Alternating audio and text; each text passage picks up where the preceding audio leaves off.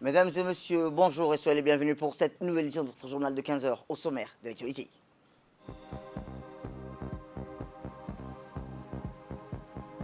À la une dans l'actualité nationale, visite d'inspection du Premier ministre à Warabeli et à Hayabli.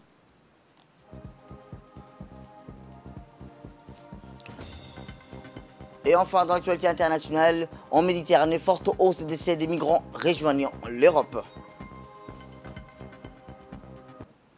C'était les titres. Merci si vous nous rejoignez. Eh bien, suite à la réunion tenue par le président de la République, son Excellence Ismaël Merguele, le 4 juillet dernier, sur les voies et moyens permettant de renforcer l'aptitude de notre ville à cadrer avec les vertus d'une capitale efficiente et en phase avec tous les attributs d'une cité moderne, agréable à vivre, le Premier ministre, M. Abdelkader Kamel Mohamed, s'est rendu ce matin sur deux axes où des travaux démarreront bientôt dans les quartiers de Warabeli et de Hayabli. Et c'est dans ce cadre que de grands travaux de réhabilitation sont en cours dans ces deux quartiers situés dans la commune de Balbala. Une opération de décaissement a également eu lieu dans ces deux quartiers pour déloger les habitants installés illégalement. Ces opérations sont menées par la mairie et la préfecture de la République de Djibouti en vue d'améliorer les conditions de vie pour les habitants de ces deux grands quartiers de la commune de Balbala. Eh bien, le Premier ministre, avec les membres du gouvernement, et les membres des services concernés se sont rendus dans les deux quartiers pour constater de visu l'état d'avancement de ces travaux. Pour rappel, il est à noter que l'ADR, l'ONEAD et les services concernés débuteront le chantier très prochainement.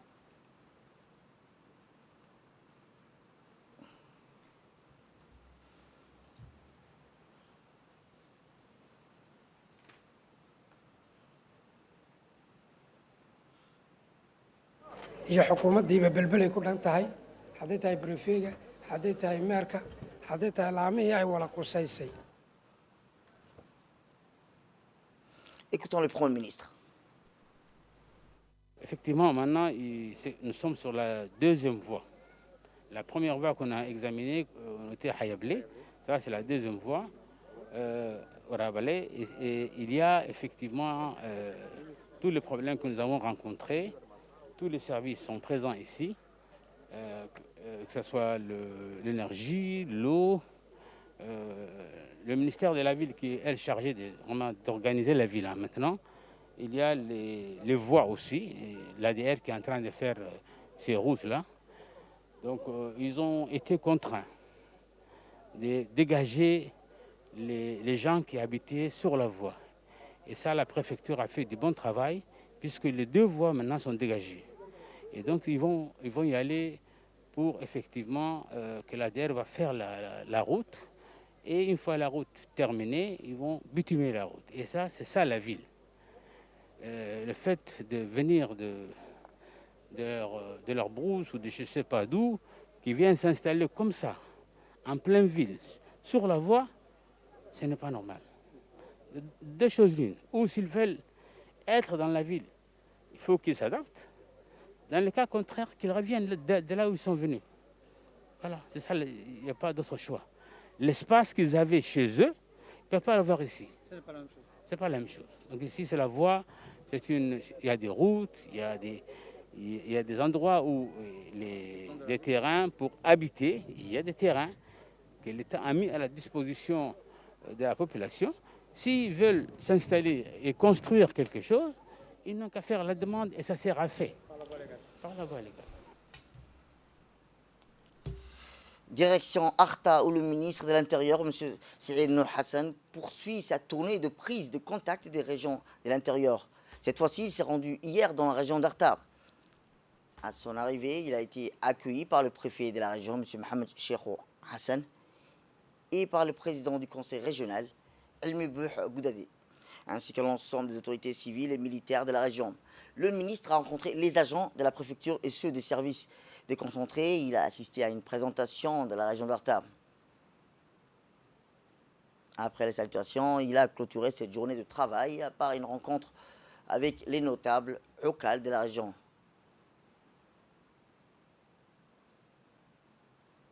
À cette occasion, il n'a pas manqué de rappeler la ferme volonté du président de la République, Ismaël Merguele, de servir mieux les administrés.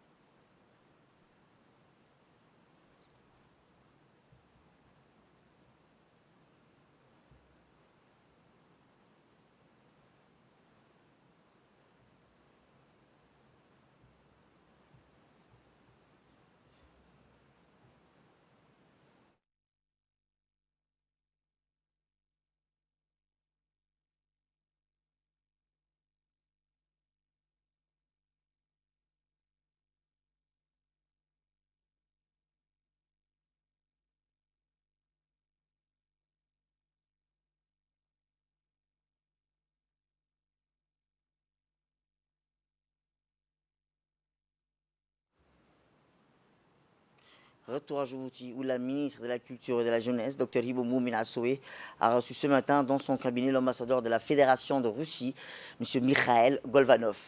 Les discussions ont porté essentiellement sur les voies et moyens de renforcer les liens d'amitié et de coopération qui réunissent les deux pays. L'ambassadeur de la Fédération de Russie, Mikhail Golvanov, a remercié la ministre de sa disponibilité. D'autre part, la ministre de la Culture et de la Jeunesse, Dr Hibo Moumin Assoué, a reçu ce matin en même temps dans son cabinet l'ambassadeur de la Turquie, M. Selim Levent. Et les discussions portaient essentiellement sur les voies et moyens de renforcer les liens d'amitié et de coopération qui unissent les deux pays. Pour rappel, l'ambassadeur de la Turquie, Selim Levent, a pour sa part remercié la ministre de sa disponibilité.